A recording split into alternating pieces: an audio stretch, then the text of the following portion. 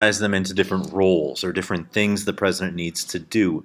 And within them, there are different powers that they get to use and wield as they see fit in that specific role. So, for example, let's start with being the chief executive.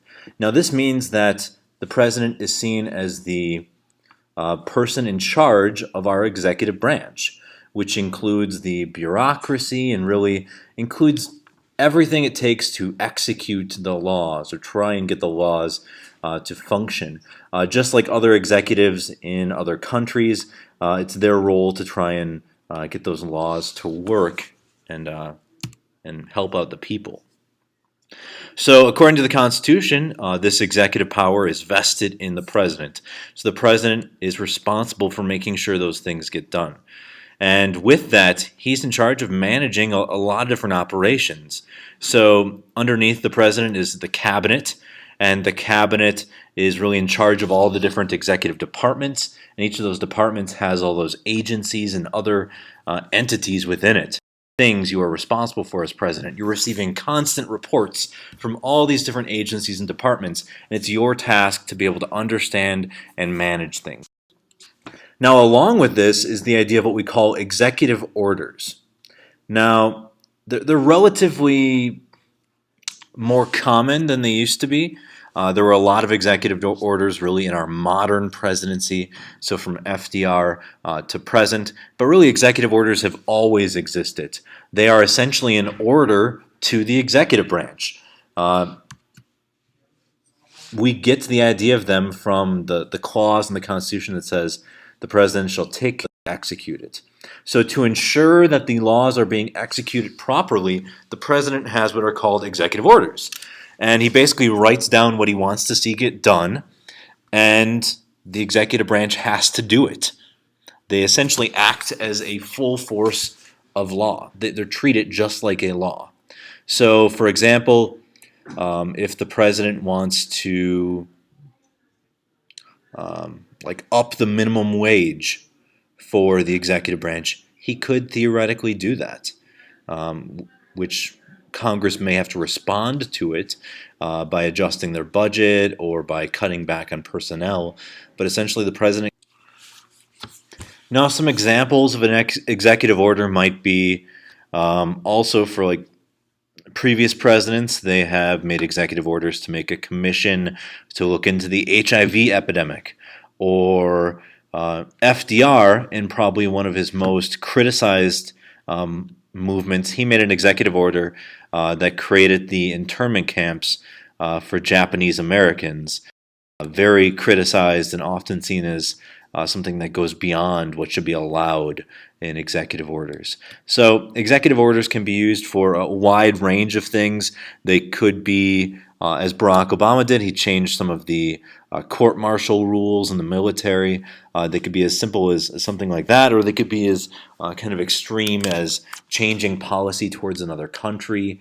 The executive branch is so large. And as the executive branch has gotten larger, we've seen more and more executive orders.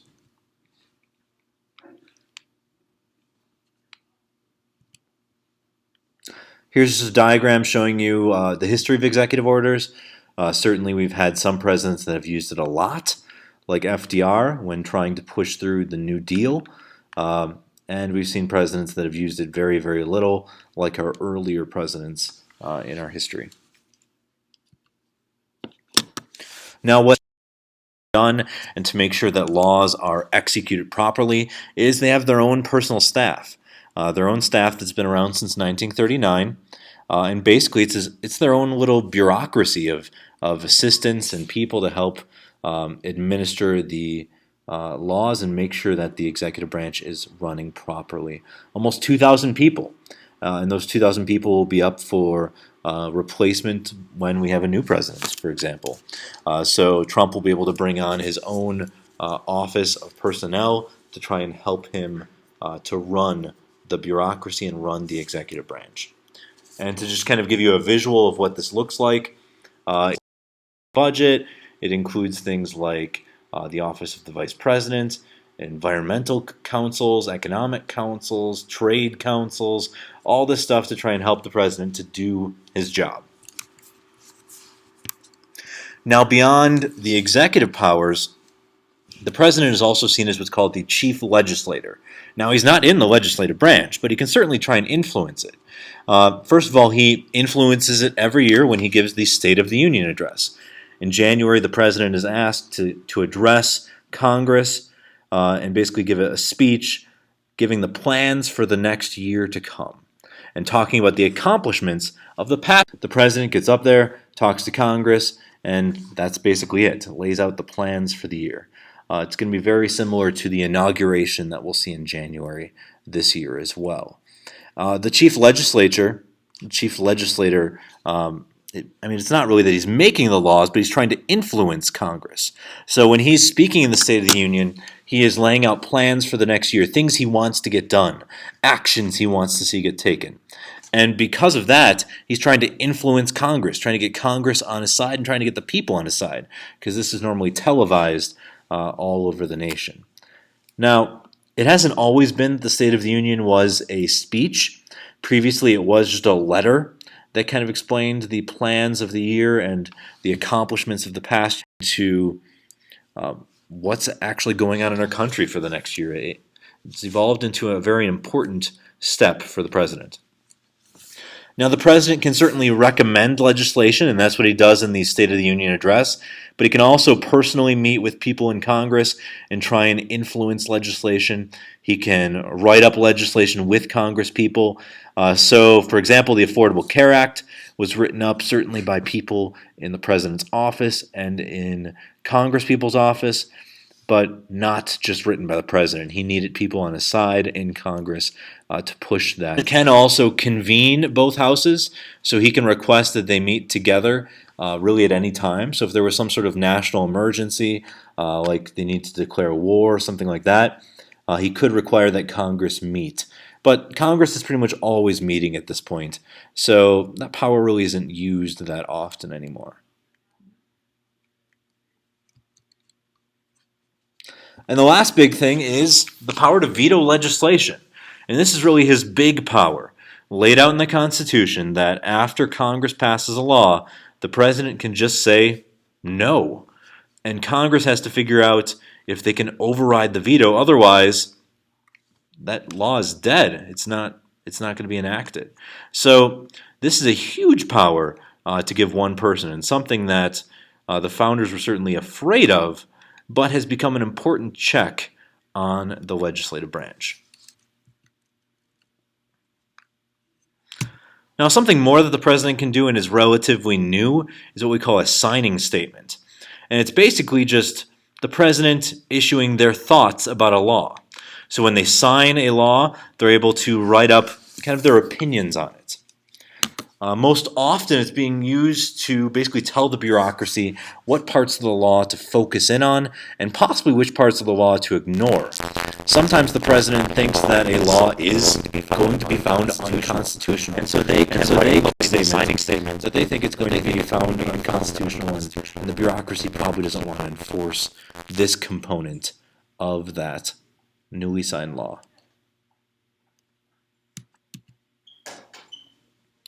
Now, national security is certainly something the president focuses a lot of time on. The president is in charge of appointing our ambassadors to other countries.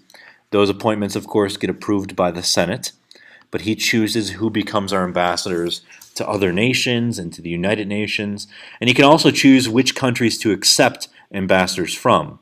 So accepting ambassadors from, like, Cuba would be towards building a diplomatic relationship with Cuba. The president also can work out treaties with other countries, and these treaties they basically act as law, but once again they have to get approved by the Senate. So he can work on like climate change treaties, or he can work on peace with commerce. All of that is open, fair game for the president to negotiate. Aside from being chief diplomat, the president is also what's called the commander-in-chief, which means that he's in charge of the military. So he is for a president to have some sort of military experience. And they're often criticized if they had a bad military experience. Like John Kerry, when he ran for president, he was criticized for kind of mistakes that happened when he was in the military.